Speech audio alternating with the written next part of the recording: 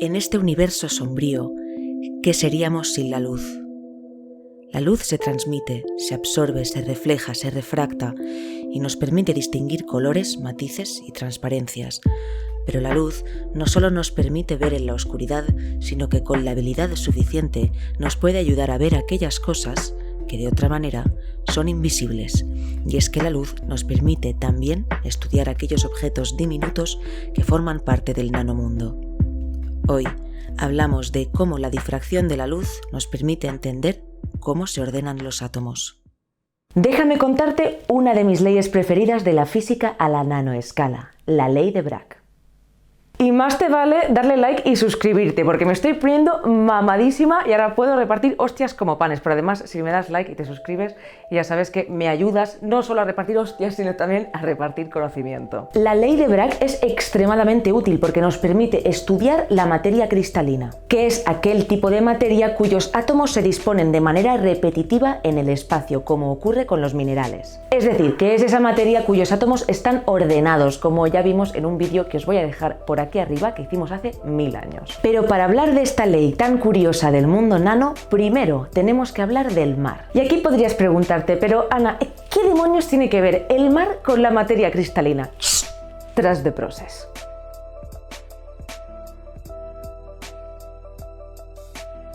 Imagínate el mar, el océano y una suave brisa de verano. No tengo yo ganas de verano. Y ahora imagínate las olas viajando hacia la costa y rompiendo contra el puerto. Cuando las olas llegan a la apertura que hay entre dos espigones, se dispersan. Decimos que se difractan. Este fenómeno es lo que conocemos como difracción y ocurre siempre que una onda llega a un objeto o una apertura de tamaño comparable. Te puedes imaginar la cresta de las olas, ¿no? Primero de manera paralela cuando avanza hacia el espigón y después de encontrarse con la apertura de los espigones de manera semicircular. Y me dirás, Ana, yo esto no lo he visto nunca, no me lo creo. Pues ¿por qué no lo has buscado? Porque está en internet. Si tú lo buscas, difracción, olas, mar, te sale. Los espigones muchas veces se colocan de esta manera para aprovecharnos de la difracción y forzar la aparición de esta bahía semicircular. Y como te digo, la difracción no solamente ocurre con aperturas, sino también con objetos como islotes o barcos, como esta especie de barco chuchurrío que he dibujado aquí. Recuerda esto porque va a ser importante luego. Keep that in mind. Bien, vamos a ir un poquito más allá. Resulta que es extremadamente importante que o bien la isla o barco o bien la separación entre los dos espigones sea de tamaño comparable a esa distancia que hay entre cresta y cresta de las olas. Imagina que en lugar de dos espigones tenemos dos reglas de medida, como las que usabas en el cole. Es bastante intuitivo entender que si en lugar de dos espigones tenemos dos reglas, uno, la separación de la apertura que hay entre ellas es demasiado grande. Y dos, las reglas son demasiado pequeñas como para que a las olas les importe nada que eso esté ahí. Entonces perdemos el fenómeno de la difracción. Por tanto, los tamaños de las cosas tienen que ser comparables para que ocurra el fenómeno de la difracción. Y esto es una especie de regla de tres bastante útil en la nanociencia en general y una buena manera de pensar. Tamaños comparables, interacción. Por último, si yo en lugar de mirar la ola desde arriba la miro por al lado, vería un perfil parecido a esto. Esta distancia de la que hemos estado hablando, la distancia que hay entre cresta y cresta de la ola, es lo que conocemos como longitud de onda y en este caso, en el caso de las olas del mar, será de varios metros. Pero como sabéis, en este canal no nos gustan las cosas macro. El tema de los metros, nada, no nos mola. A nosotros nos gustan las cosas nano. Por lo tanto, vamos a dar un paso más allá y vamos a hablar de otro tipo de difracción que es muy parecido a lo que acabamos de ver, pero con otro tipo de ondas. Vamos a hablar de la difracción de la luz visible.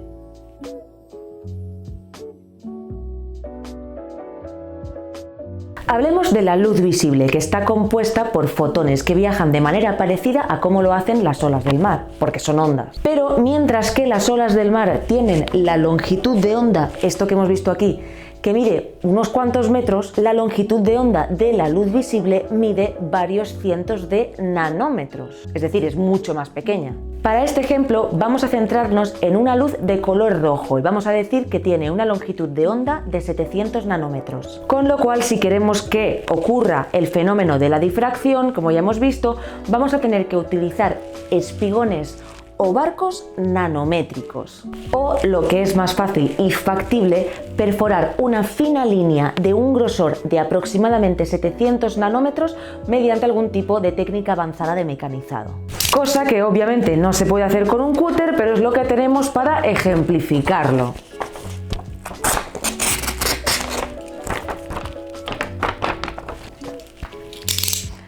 Yo he abierto, imagínate, una rendija nanométrica. Obviamente esta no es nanométrica, como puedes ver, porque lo he hecho yo ahora mismo con un cúter, pero imagínate que es nanométrica.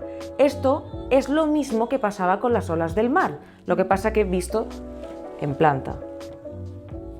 Por aquí vendría mi luz visible roja de 700 nanómetros y se dispersaría, se difractaría. La única diferencia con las olas del mar es que estas distancias, la distancia de la apertura y la longitud de onda de mi luz, son de 700 nanómetros, mucho más pequeño que los metros que estábamos viendo con las olas del mar. Por lo tanto, con nuestra rendija nanométrica obtenemos difracción, somos capaces de difractar la luz visible roja. Y aquí es donde empieza la magia, y es que la cosa comienza a ponerse interesante cuando no solamente tenemos una rendija, sino que tenemos dos. Estas dos ondas difractadas se enfrentan entre sí, pues sus caminos se solapan, creando un maravilloso patrón de interferencias destructivas y constructivas.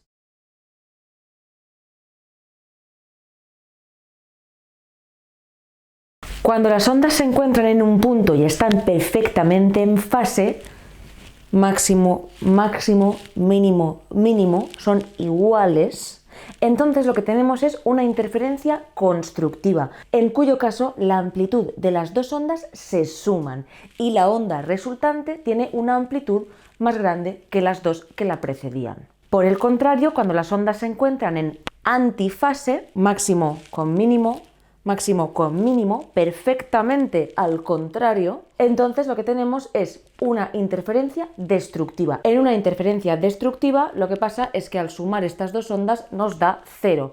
En este caso sería una zona completamente a oscuras. Estas interferencias lo que provocan es que si somos capaces de poner una pantalla negra después de las ondas difractadas por la rendija, lo que vamos a ver es un patrón de interferencia. Déjame dibujar el patrón de interferencia.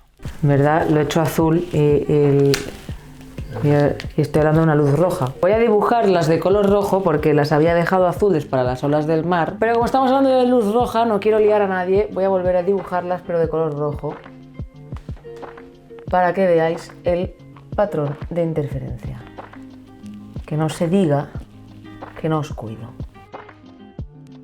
Estas interferencias hacen que si colocamos una pantalla negra en algún punto después de la rendija, sabemos que aquí las ondas se han difractado, vamos a poder ver un patrón de interferencia en el que van a quedar más fuertemente iluminadas las zonas en las que ha ocurrido una interferencia constructiva y van a quedar a oscuras otras zonas en las que había una interferencia destructiva. Además, precisamente para provocar estos patrones de interferencia existen lo que llamamos diffraction gratings o rejillas de difracción, que no es más que un objeto nanométrico que hemos fabricado en el que hay un montón de estas aperturas justamente para provocar este fenómeno de difracción y obtener diversos patrones de difracción o patrones de interferencia. A ver, espero no haber perdido a nadie por el camino. Yo sé que esto es un poco denso, pero es que ahora viene lo interesante. Ahora viene el visionario, a menudo tomado por loco, el señor Max von Laue. Este señor dijo, vale, si somos capaces de hacer esto con la luz visible, que tiene una longitud de onda de unos pocos cientos de nanómetros, ¿por qué no, me pregunto, por qué no lo iba a poder hacer también con los rayos X? Pero hay un problema. Y es que los rayos X tienen una longitud de onda extremadamente pequeña. Y cuando digo extremadamente pequeña, me refiero a prácticamente fracciones de nanómetro. Entonces, claro, cualquier persona en su sano juicio diría, pero señor von Laue, ¿Cómo vamos a fabricar un objeto que sea capaz de difractar una luz que tiene una longitud de onda tan y tan pequeña? Pues ahí está la gracia. No hace falta que fabriquemos ningún objeto, porque ya existen objetos que tienen patrones tan pequeños y tan nanométricos que nos permiten difractar la luz de rayos X, la estructura cristalina de los materiales periódicos.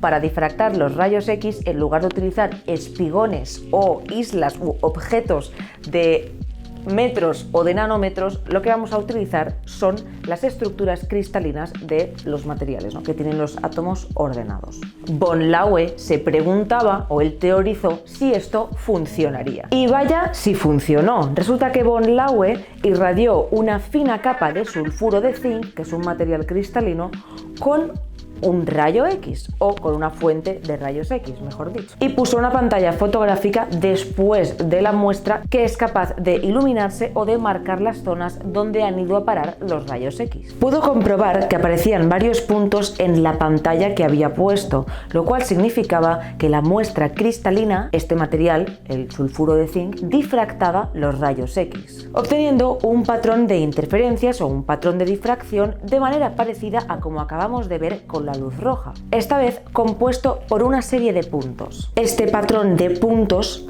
este patrón de difracción, proviene precisamente de esa interacción de los rayos X con los átomos del sulfuro de zinc, que tienen un tamaño parecido a la longitud de onda de los rayos X. Este patrón de difracción dependía de los separados y de las distancias y de cómo estuvieran colocados los átomos de este material, ya que esto es lo que determina el juego de interferencias constructivas y destructivas que van a sufrir los rayos X. Pero Max von Laue no dio con la fórmula, o no conseguía dar con la fórmula que relacionaba los rayos X o la longitud de onda de los rayos X con las distancias entre los átomos de la estructura cristalina, lo cual era muy importante para poder seguir avanzando en este campo y conseguir más información sobre estos materiales cristalinos. A ver, que de este patrón tú pudieras sacar las distancias que hay entre los átomos estaría bastante guapo, sinceramente. Pero para eso tuvieron que llegar un padre y su hijo, vamos a llamarles Bragg y Bragg Jr.,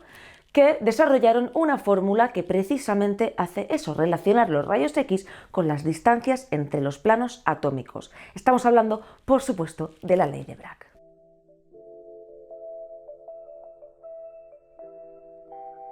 En el experimento de los Bragg comenzamos con un material cristalino. Vamos a dibujar el centro de donde se colocarían los átomos, tal que así, pero lo vamos a hacer en 2 dimensiones. Ten en cuenta que en realidad todos estos átomos en realidad también se propagarían hacia afuera y hacia adentro de la pizarra. Estaríamos hablando de un material tridimensional, pero para simplificar lo vamos a dibujar en 2 dimensiones. En este dibujo, la distancia entre los planos que hacen los átomos, los planos cristalinos, sería, por ejemplo, esta de aquí. Vamos a llamarla D. Lo que también vamos a necesitar es una fuente de rayos X. Esta de aquí, ¿vale? De aquí van a salir disparados rayos X. Y la vamos a colocar estratégicamente con cierto ángulo, al que vamos a llamar θ, respecto de la superficie del material. Así, cuando salga un rayo X, o muchos rayos X, vamos a poder ver que este ángulo es el que llamamos θ. Cuando el rayo X llega a un átomo, en realidad gracias a los electrones, pero no vamos a entrar ahí ahora, ¿vale?, va a difractar en muchas direcciones, como lo hacía el barco que hemos visto al principio con las olas del mar. Pero nosotros vamos a dibujar solamente una, solamente nos interesa una dirección. El resto nos vamos a olvidar, pero están ahí, ¿vale? Vamos a dibujar la que sale también con un ángulo de salida igual al de entrada, con lo cual también θ. Y aquí es precisamente donde habremos colocado un detector. Piensa que todo esto es invisible para ti, que no eres Superman, no puedes ver átomos, no puedes ver los rayos X, necesitas tener un detector y colocarlo estratégicamente para poder observar algo. Con lo cual, con el rayo que sale de la fuente, que llega al átomo y que llega al detector, nos queda este dibujo completamente simétrico, con los dos ángulos θ aquí, respecto a la superficie del material cristalino.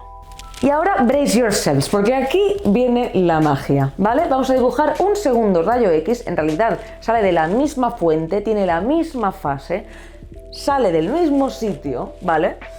Pero está ligeramente desplazado, ¿no? Porque la fuente es así de grande, entonces está ligeramente desplazado y nuestro rayo va a llegar, imagínate que no choca con esto, ¿vale?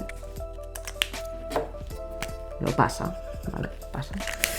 Y llega a un átomo de una capa que está por debajo de la capa donde ha chocado el primer rayo. Como es simétrico el dibujo, hacer así para llegar al detector. Pasa lo mismo, el rayo X llega al átomo, se difracta, vamos a dibujar solamente una dirección, ¿vale? Y llegará al detector. Y ahora, listen to me. Atentos. Esto que he dibujado yo son los vectores de dirección de las ondas, ¿no? En realidad, podríamos imaginarnos que las ondas van así. Pero no quiero dibujarlo entero porque si no se me va a liar el dibujo un montón. ¿Vale? Si nosotros lo que queremos es que el detector detecte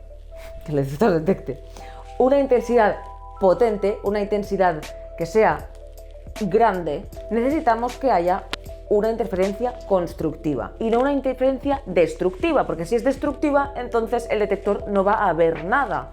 Necesitamos una interferencia constructiva. ¿Y cuándo tenemos una interferencia constructiva? Cuando las ondas están en fase. Estas dos ondas salen de la misma fuente, salen en fase.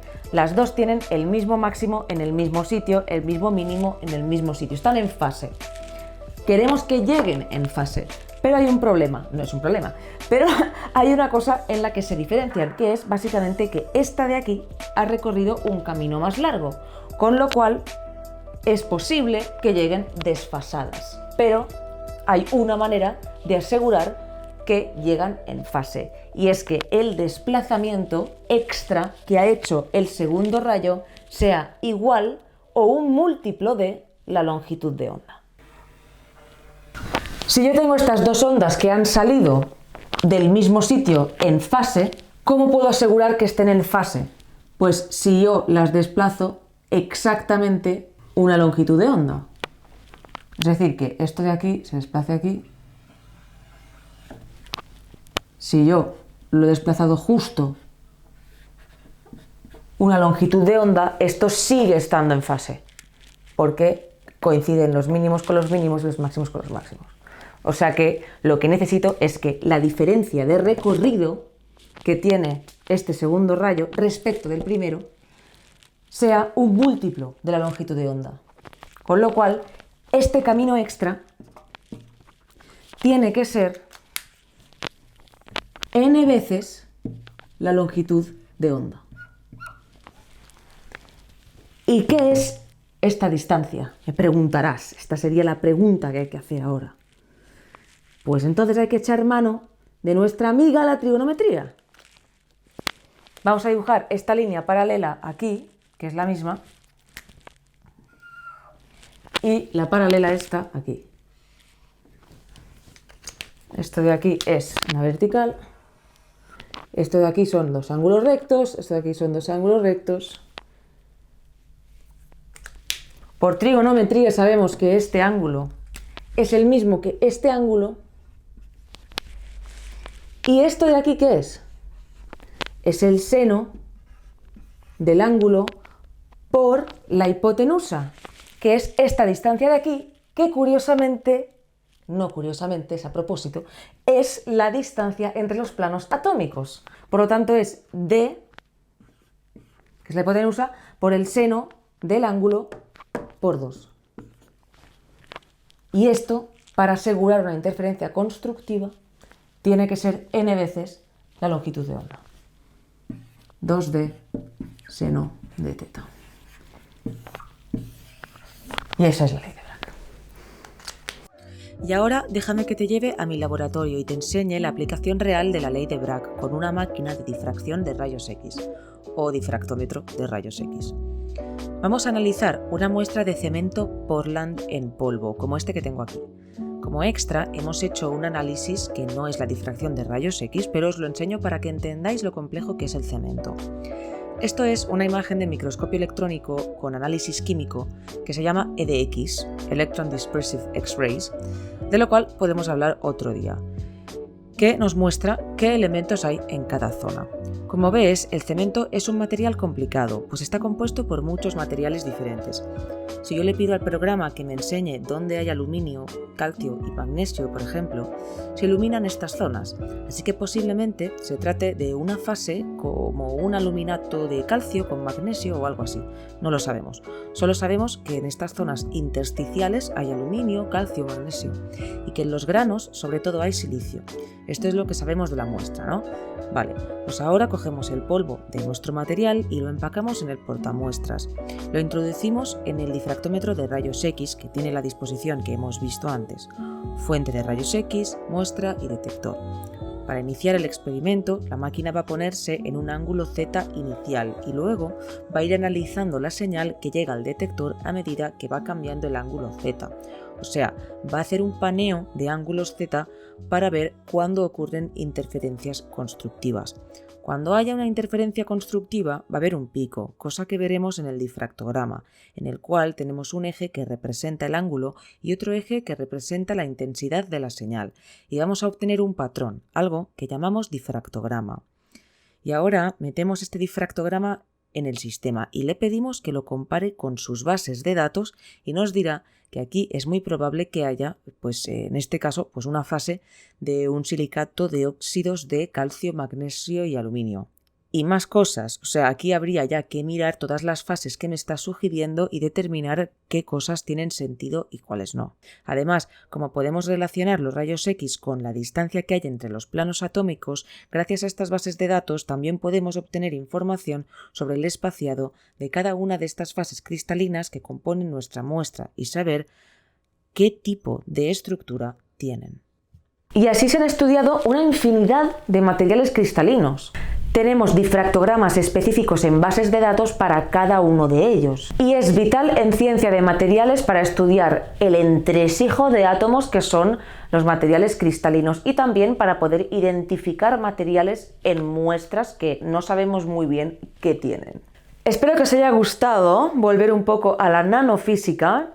Como veis, me he puesto un poco tryhard, un poco densa. Hacía tiempo que no hacíamos un vídeo científico, así que, bueno, no sé qué os habrá parecido. Espero que estéis contentos de volver al mundo nano. Acordaros de darle like y suscribiros y todas las cosas, que nunca lo pido, pero se ve que hay que pedirlo, así que aquí estamos. Y nos vemos en el próximo vídeo, en el que vamos a hablar de algo que no tiene nada que ver con ciencia, pero que me hace mucha ilusión hacerlo, porque es un tema que me gusta mucho y son los vampiros. Así que en el próximo vídeo vamos a hablar de vampiros, porque puedo. Mi canal es Ciencia y Trigonometría y Vampiros.